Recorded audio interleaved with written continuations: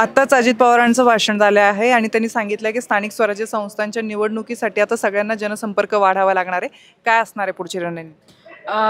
दादा म्हणजे राज्याचे उपमुख्यमंत्री म्हणून तर ते काम पाहतात. पूर्ण महाराष्ट्रावरती आणि महाराष्ट्रातील लोकांचं दादांवरती अतिशय प्रेम आहे आणि दादांनी दिलेला शब्द एकही कार्यकर्ता दादांचा पाडत नाही. तुम्ही आज पाहिलं असेल, आज पक्षप्रवेश हा भोसरी विधानसभेत झाला आणि त्या भोसरी विधानसभेमध्ये चांगल्या मोठ्या संख्येने आज लोकांनी, नगरसेवकांनी, माजी अध्यक्षांनी प्रवेश केलेला आहे. याच्यावरनंच आपल्याला दिसून येतं की दादांची ख्याती पूर्ण महाराष्ट्रात नाही तर देशामध्ये त्यांची काम करण्याची पद्धती, त्यांचं जे वेळापत्रकानुसार त्यांचं काम, लवकर उठून लवकर सगळी कामं करण्याची जी पद्धत आहे ती अख्ख्या महाराष्ट्राला माहिती आहे.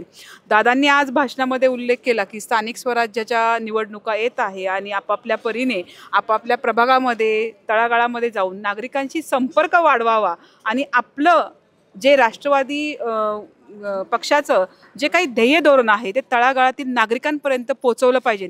या उद्देशाने आज आम्ही ते महिला भगिनी, आमच्या सगळ्या पक्षाच्या पदाधिकारी आहेत, कार्याध्यक्ष आहेत, अध्यक्ष आहेत, सगळ्याच आहेत.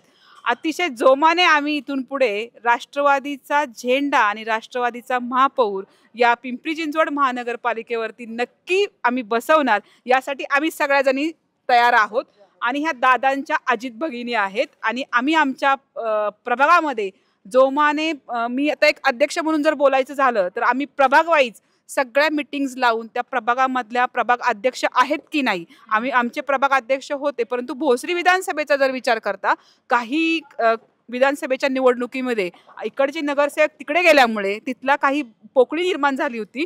परंतु आम्ही आत्तापासूनच प्रभाग रचना किंवा असेल किंवा प्रभागामध्ये जाऊन त्या प्रभागामधले अध्यक्ष देण्याचं काम आमच्या टीमच्या वतीने होणार आहे.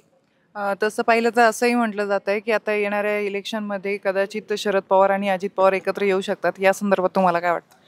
हे तर कसं आहे, मी बोलणं उचित ठरणार नाही, कारण पक्षश्रेष्ठी जे काही बोलतील त्याच्यावरती आमचं काम चालेल. दोन्ही कसं असतं, दोन्ही कुटुंबातला हा विषय जर असला तर कुटुंब हा निर्णय घेत असतो आणि दादा जो निर्णय घेतील तो आम्हाला मान्य असणार आहे. पण तुम्हाला काय वाटतं की हे जर कधी एकत्र झाले तर ताकद वाढेल का? नाही, निश्चितच ना, ताकद तर वाढणारच आहे, परंतु जे काही त्यांचे आता पुढचे व्ह्यूज ठरतील, जे काही आता निवडणुकीच्या अनुषंगाने, तर त्यानुसार ते निर्णय घेतील आणि त्या निर्णयाला आम्ही बांधील असू.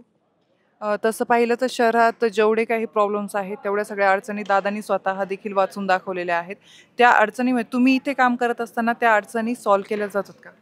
100% सॉल्व्ह केला जातात. म्हणजे मी एक या पक्षाची कार्यकर्ती म्हणून नाही सांगत आहे, कोणत्याही पक्षाचा इथे कार्यकर्ता जरी आला तरी त्याला न्याय देण्याचं काम दादांच्या वतीने होतं. कारण की आत्ताच पाहिलं असेल, मी आणि माझ्याबरोबर आमच्या मोशी गावचा जो टीपीचा विषय असेल किंवा आमच्या भंडारा उत्सवाच्या इथे जे बस टर्मिनलचं आरक्षण आलेलं आहे, कत्तलखान्याचं आलेलं आहे, डीपीचे काही आरक्षणं आहेत, आमच्या इथे जाधववाडीमध्ये जो काही आता पोलीस आयुक्तालय होते आणि त्या बाजूला ज्या जागा आहेत आमच्या बोराटे कुटुंबियांच्या, त्या कुटुंबियांच्या एकट्ठा जागेवरती काही आरक्षण पडलेलं आहे. मग ही एखाद्या कुटुंबाची हानीच आहे ना.